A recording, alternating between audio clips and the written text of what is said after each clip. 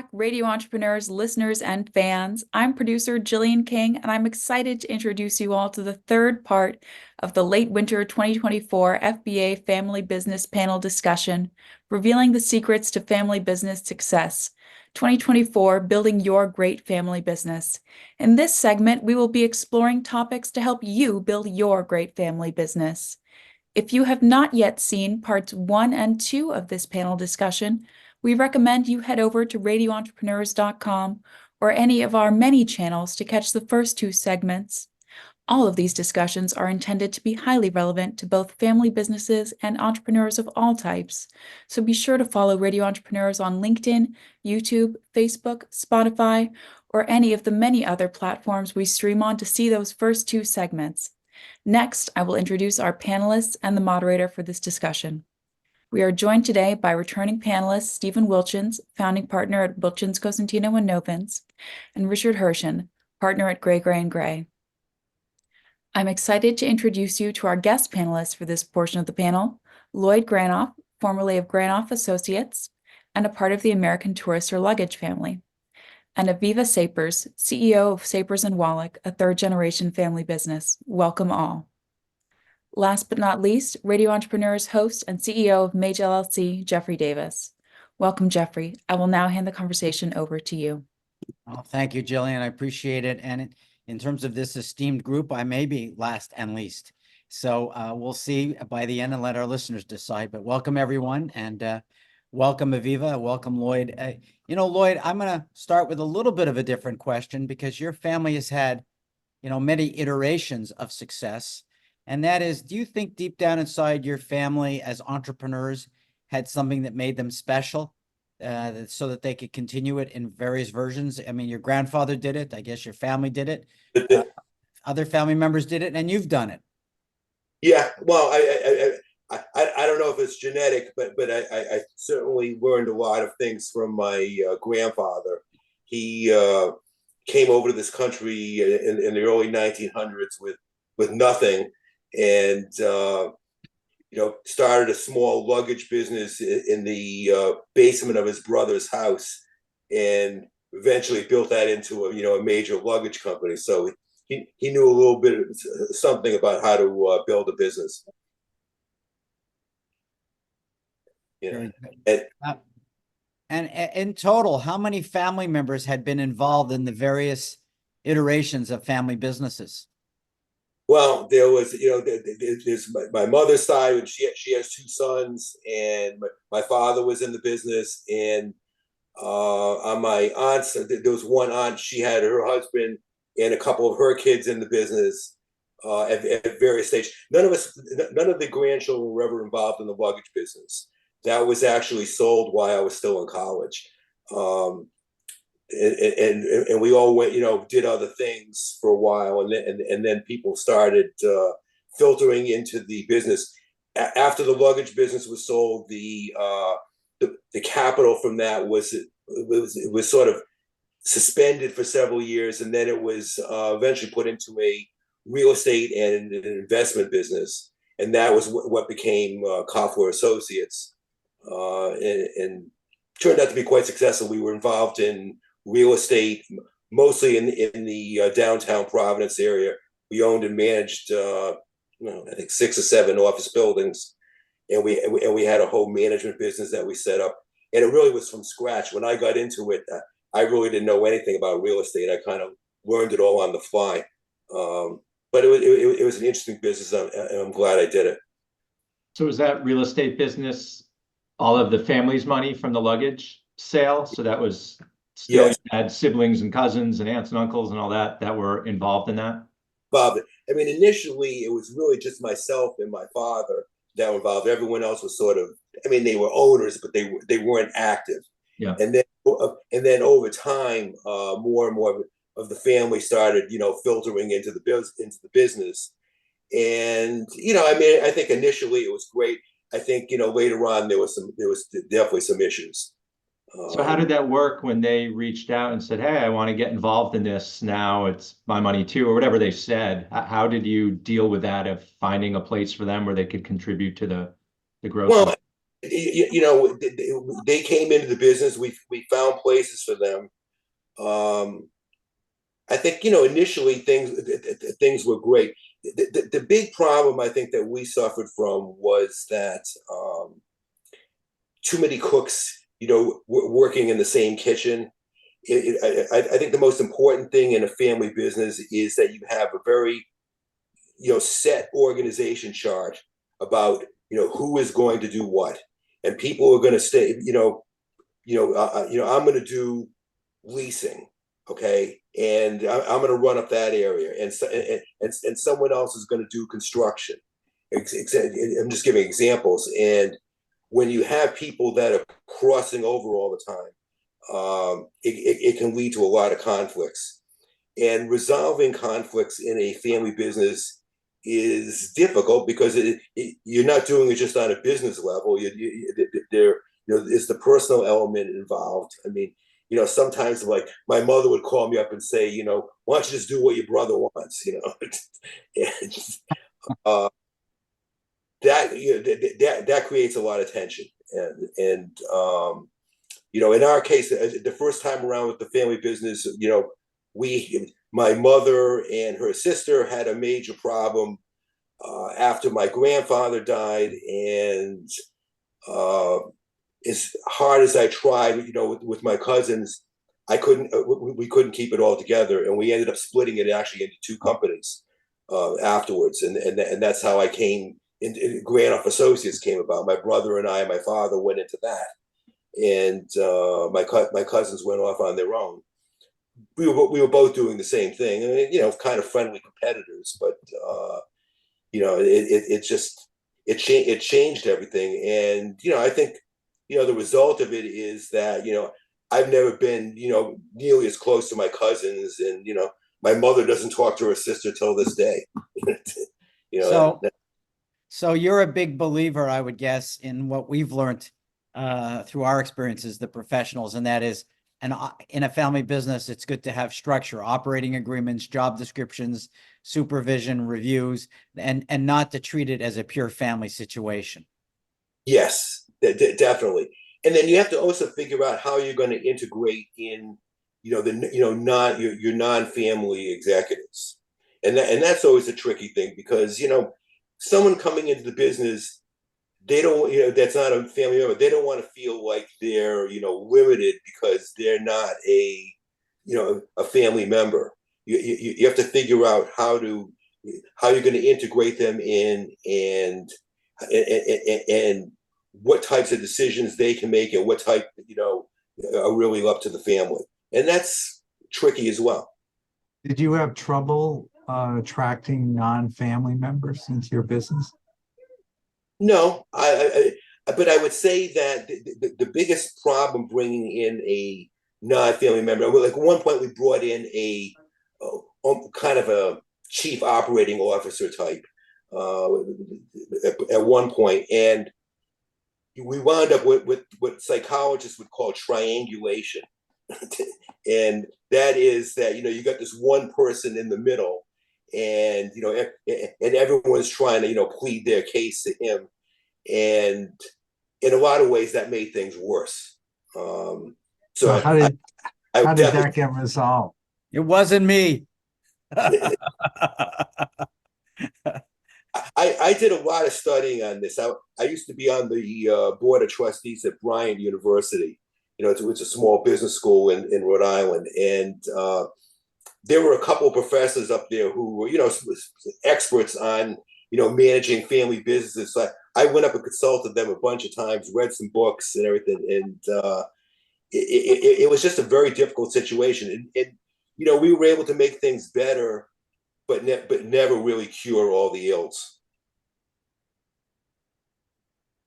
And so, it's funny because, I said, it's not me. I want to get, the consultant never discussed separating all of you out, or did they consistently try to keep you together? I think that the answer was, I got most of the time, and I think the best advice that I got was that you have to have a very strong organizational chart. The best thing is to try to break the business into segments, and then and to some extent wall off those segments so that you don't have people getting in each other's way all the time. I mean, there's some people who are perfectly content to just say, look, I'm going to do this and you guys go off and do the rest of the stuff. Then you got other, you got other family members who are like, well, I want to be involved in every decision that goes on here. I mean, I once remember having a discussion with my brother. I mean, he wanted to switch toilet paper vendors, and it was like, if the building manager can't figure that out, then we need a new building manager. I'm not going to discuss stuff like that. It depends on the family members too, doesn't it? I mean, if you have family members who get along, communicate, that's one thing. If you get family members who are in jobs because they had the same last name on the door, it's a different scenario, because then you've got someone in a job who may not be qualified really to be in that job. And that's a whole different ball of wax to administer and manage. Yeah, I don't know if we ran into that too much. I mean, obviously we had some family members who were more qualified than others. But I think the ones that, you might have called less, qualified, for the most part, they would, you give them one area of the business to, work in, and they were content for the most part to do that, and didn't cause a lot of waves. I think most of the problems came from clashes between people who were pretty qualified to do what they were doing. Oh, Lloyd, was it clear who was making the ultimate decision? The ultimate decision is that's an interesting thing. So, like, my father, was technically the chief officer of the company, but really wasn't involved.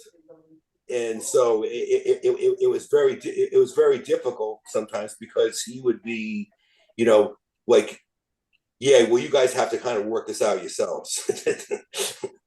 And that led to even sometimes it led to even more problems. I understand that. Anybody else have a follow-up question from the group? Okay. So, yeah. Oh, I thought that was a question. So ultimately, did you feel that your best position was to not be in a family business? Yes. After a while, I looked at this thing. As I said, I spent quite a while talking to professionals on this and reading on this, and I finally decided that I should start looking for something on the outside. And then I was fortunate enough to stumble on something. We had, as I said, we owned and managed a bunch of office buildings, and it turned out about 80% of our tenants were law firms. And in talking to these guys, I discovered that they were all having issues with their record storage and management for their client files. They didn't have space. They were disorganized. And they were really searching for what to do. They didn't want to rent additional office space and pay those kind of rates to store the files. So I kind of started saying, this is an interesting thing. I started looking into the records management business. I spent about a year, studying it, going to, they have a trade association. I went to a bunch of their meetings, met with people, and ultimately I decided to open a small test facility. It was really just catered to our own lawyer clients, and turned out,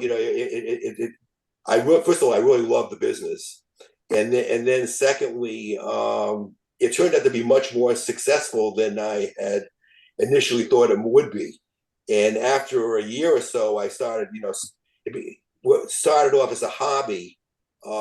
After a year or so, it started becoming, much more of a full-time business. And eventually, I transitioned out of the real estate business and into the full-time into the records management business.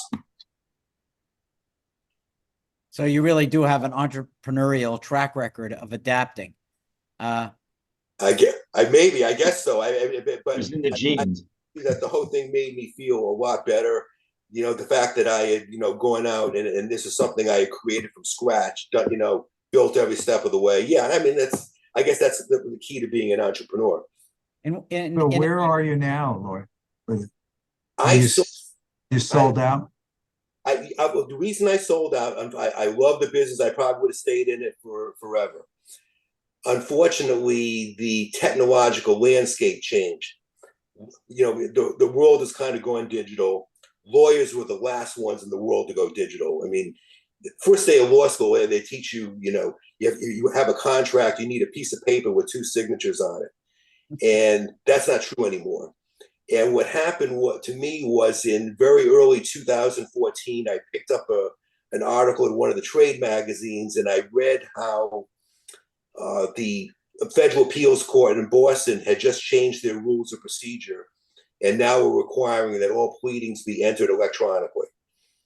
And when I saw that, an alarm bell went off in my head, and I said, this could be the beginning of the end. And what ended up, and I had, for several years, I got buyout offers all the time. I mean, at least every month I'd get one. And there was one company in particular that we used to have lunch once a year, and I would always say, well, I'm not ready and everything. Well, guess what? The next time they called after that, I said, yeah, let's have lunch. And we talked for several months, and I finally decided this was the time to sell out. And as things turned out, it was probably a great thing that I did. I mean, I'm still in touch with a lot of my former clients, and I can tell you that they have maybe less than 1/10 of the number of volume that they had when I was with them. Interesting. So, Lloyd, you're not stopping, are you? I came down to Florida, and I thought I would start a business down here, and then it's easy to get sidetracked. You start playing golf, mostly bad, but you play golf, and the social environment. I mean, basically down here, no one works. It's funny, up in Rhode Island, I'm considered, kind of old. All right. I mean, I'm 67. I mean, down here, they call me the kid. So it's a lot different down here. Anyway, I know a lot of people, but I don't really have the business contacts down here. And then I really had to ask myself, was I prepared to go in and start a new business from scratch the same way I did, before? And I just decided, you know what, I didn't have that desire anymore. Well, but sometimes it's good. Your experience is good to mentor some of the younger people that are starting a business, especially affiliated with the university, depending on where you are. And in Florida, there's a number of universities that would welcome your experience and business acumen. And I was going to ask if you serve any role still in your prior business. I'm still, I'm still technically an owner in family real estate company. I'm not active at all. Really the only one that's still in there is my brother. And frankly, we sold most of the real estate off, over the years.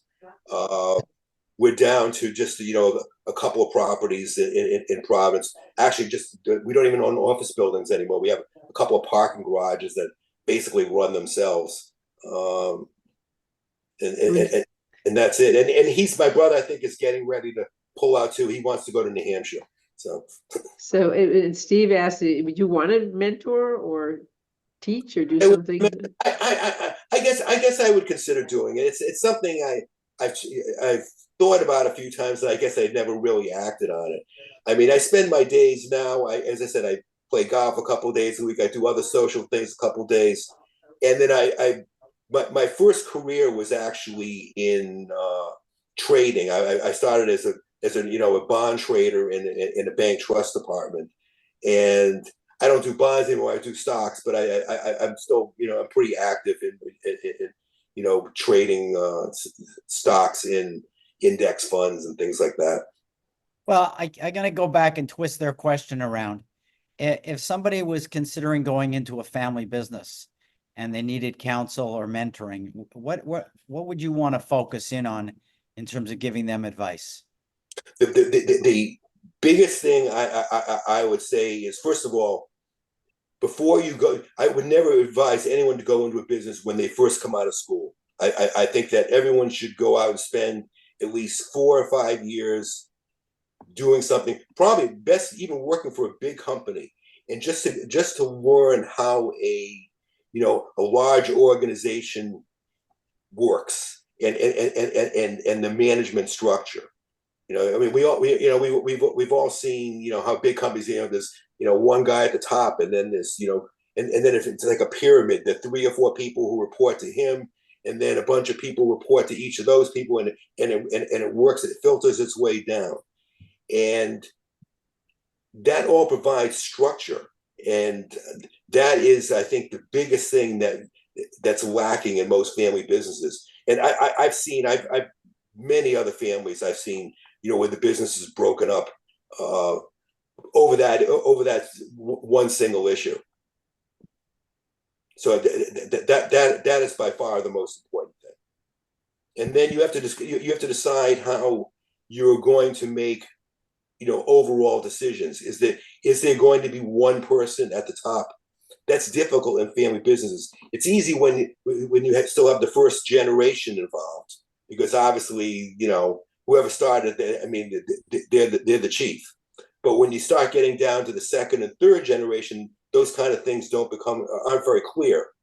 And you have a quandary at that point. I mean, does a father say, well, I think my second son is the smartest, I'm going to put him in charge of the company?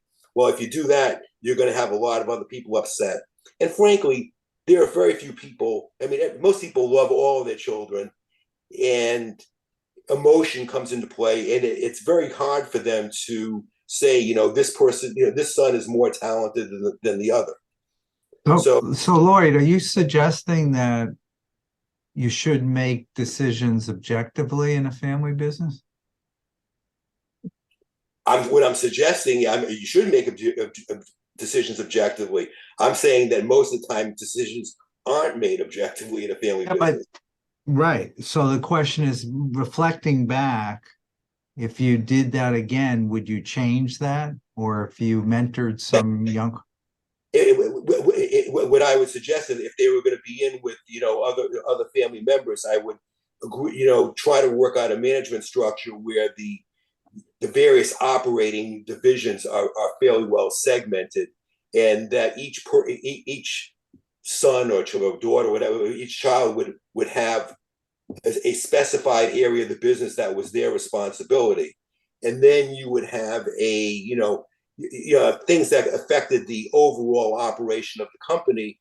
Obviously, you would have to have some kind of a board of directors, that would handle that. And by the way, that board should not be composed solely of people in the business. You should try to bring in a couple of outsiders to help advise you on that.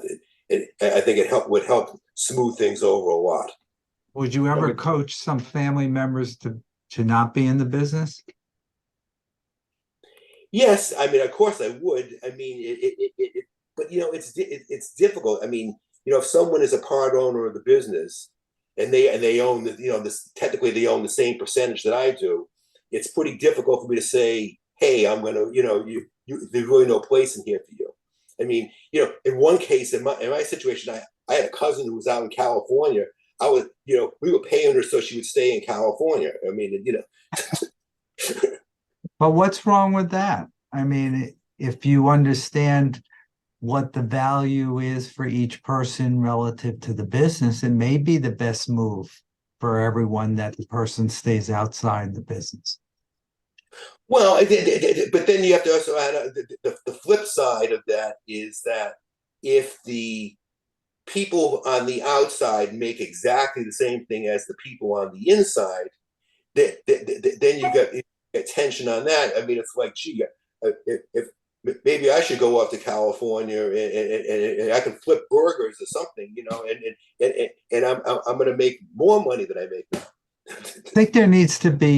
Don't you think there needs to be a difference between compensation for actually working in the business and distributions for ownership? Yes, I mean, but those are two different. But that is an extremely tricky area, and I can tell you that in my case, the senior generation of my family just absolutely refused to deal with that. So You're an expert now, if you still own the record storage business or say the luggage business, would you encourage your children to enter the business, or would you want them to enter the business? No, I actually went the other way. I told both my children that there would most likely be no family business for them, and that I would certainly be there to, help them, both with advice and even financially, but that they should go off on their, and find what they want to do on their own. Viva, did you have a question? Well, taking that comment, so where are they now? Have you been able to help them consider being involved with the business? Well, my daughter works it's hard to describe exactly what she do. She's a international logistics consultant, for lack of a better term. She runs a company that brings together all the segments of the logistics and transportation industry. They work with, like computer companies like Microsoft and Google. They work with all the major transport companies. And the idea is how to how to transport things all over the world and, add automation and do it at a lower cost and more efficient manner. Matter of fact, she's out running a conference in Las Vegas right now. I think there's like 5,000 people at this conference. So she's done very well. I mean, I wasn't always so sure of it. When she first graduated college, I think she got fired from the first 5 jobs she went to. She worked at, but she found her footing, and now she's doing incredibly well. I have a son who is a lawyer a few miles away from me in West Palm Beach.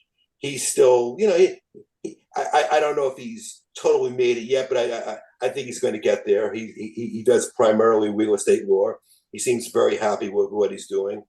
And in some ways, I'm jealous of him, because there was a part of me that always wanted to go to law school and just never quite got around to it. So maybe I pushed him a little bit to go to law school. Well, he's still in real estate like you were. Yes. His first, he actually wanted to go into sports law, but the number of people that can get into that, I mean, be an agent, stuff like that. I mean, it's literally a 1 in 1,000 shot to get there. He still may be able to do it someday, but it's going to be very, very hard to break into that. He's right now, he's very content doing real estate law. I still want to work in the NHL, but no one's wanted to hire me. Or skate in the NHL. I don't think I could ever skate in the NHL, but I'm gonna, we're coming towards the end of this segment. We're gonna invite our producer back in, Jillian King, and we're gonna have a second segment. And I thank you for the first segment, Jillian. Thank you, Jeffrey. Thank you, everyone. What an important conversation for family businesses. That wraps up this segment of our late winter 2024 FBA Family Business Panel discussion. Thank you to all our listeners and viewers who have tuned in for this panel. Links will be provided in the video's description below to parts 1 and 2, so be sure to check those out and click subscribe just below the video if you're on YouTube, or follow if you're listening on one of our podcast platforms to stay up to date on all our postings as they go live.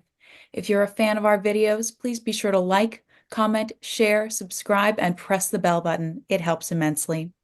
Radio Entrepreneurs is also active on LinkedIn, so be sure to follow our page there as well for more business advice and discussions. Until next time, goodbye and thanks for listening. We'll be back with more stories on Radio Entrepreneurs.